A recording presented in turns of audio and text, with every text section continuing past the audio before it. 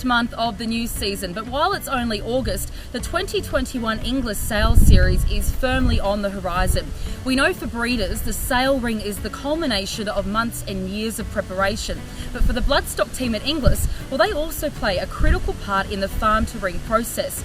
So this week we follow the New South Wales team as they take their first look at the class of 2021 and find out what's involved from a sales company perspective.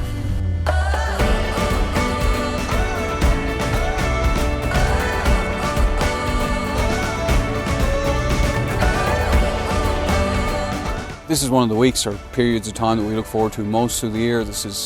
We start our inspections for the Yearling Sale Series for the following year.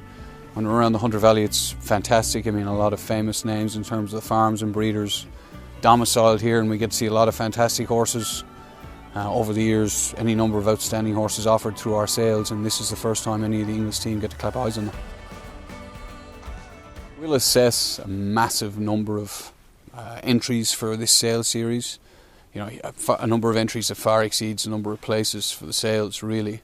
So a huge amount of preparatory work goes into this period of time. The process we go through at Inglis with selecting yearlings pretty much starts straight after the main yearling sales of the year. So we'll sit down as a group, probably around May or June, and talk about the stallions, where they sit at the present time. So that could include the older stallions, but more importantly, perhaps the first season size. So we sit down, we rate each stallion on saleability. And I think going out from that part of the process, we're looking at the types, but then after we sit down and assess the mare's pedigrees, that's where we can adjust a pedigree rating. That's just the process we go through, and it's something that's held us in pretty good stead in the years gone by. Some days you do more hours of driving for horses you need to see, but when you get into the hunt, you can look at a lot of horses a day. If you go to a Widden or a Coolmore, you can look, over 150 horses for the day. Horses for the year, we'd look, as a Bloodstock team, we'd probably look at around sort of 4,000, I suppose, amongst the group. So a lot of miles covered, a lot of horses seen, but a great part of the job.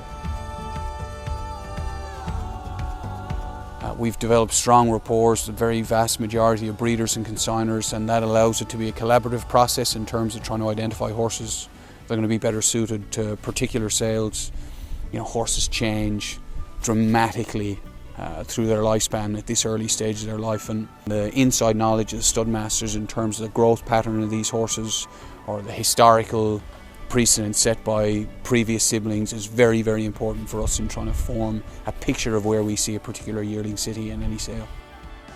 Certain farms develop their horses a little bit differently. There are some big farms that like to keep their horses a little bit lighter around this winter time and then grow them and increase their feed intake as they get closer to sales. Other farms will have them nice and big and mature at this age. Looking at them in August, September, you're going to see some changes. Sometimes they're going through growth spurts, they might pop up behind, they might obviously still have some fairly heavy winter coats on, but I think you can still see that shape, and that's one of the main things I look for personally, is what sort of shape the horse has got at this present time, because normally they're going to grow into that shape. They might fill out in the frame and things like that, but you like to see a horse that's got good shoulder angle, a nice length of hip, and a horse that carries itself well with a bit of action.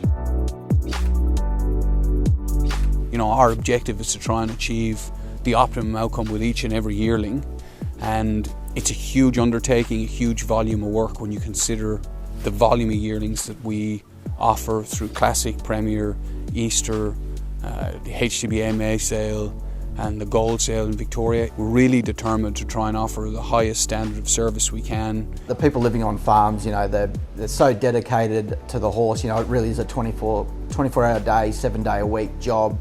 We're fortunate that you get to see a lot of the good results in the sales ring, but there's a lot of blood, sweat and tears that go into getting the horses to the sales. I think it's fair to say that everybody on our Bloodstock team is pursuing their passion. You read it every now and again about people say if you pursue your hobby as a career, you never work a day in your life. And I think all of our Bloodstock team feel that way about it. You just become very familiar with what's happened in previous years, and because we're so invested in it and so determined for a positive outcome, I mean, obviously you remember the really great stories, and then you try and make sure you learn from things that you get wrong or things that you didn't get quite as right as you'd like to. And look, I suppose we're just pursuing our passion, and if it's reflected in a good outcome, well then it's a good thing.